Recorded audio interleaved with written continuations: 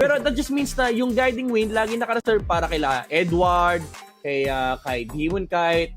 Ang ganda nung pinakita dito ng Aurora MLBB. Talagang nag-ready sila laban dito sa RR Kyoshi. Ito yung hindi mo pwedeng sabihin na nagtatago kasi talagang nilabas yung creative juice ng Aurora. Oo, tinalo sa creativity. And I think meron sigurado ako nakikita ng mga tao yung mga naging comments na katulad nila Marky sa post or tinatag nila si Kelra tungkol sa Brody. At pili ko sinubukan na naman ng RK Hoshi na okay, try nga natin Brody kasi na buff.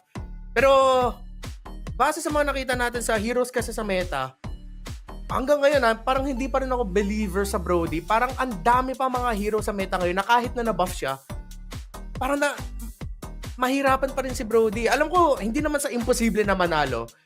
Pero parang ang dami mong kailangan i-draft para sa isang Brody para gumana. Yeah, parang at this point, ang ganda ng maganda yung idea na it's to win the lane, pero that's just it. Parang sobrang one-dimensional yung naging approach ng Brody pick. Lalo pat dinagdag na natin dito yung additional problem. And kung mahuhuli ba nila yung jungler, yun yung mga mahirap labanan natin replicate. Yung ganitong klaseng consistency ng macro fundamentals ng Aurora MLBB.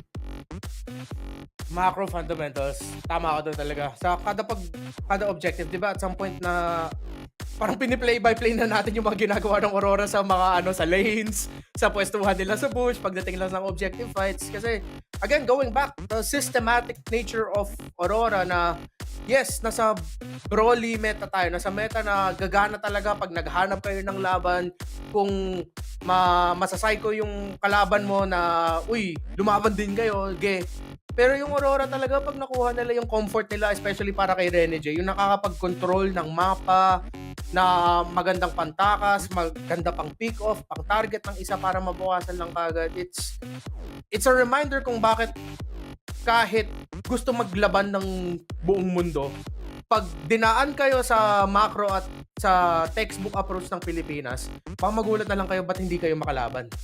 Oo. Iba talaga yung sistema na ginagamit dito ng Aurora MLBB. Ito yung binabanggit ng mga comments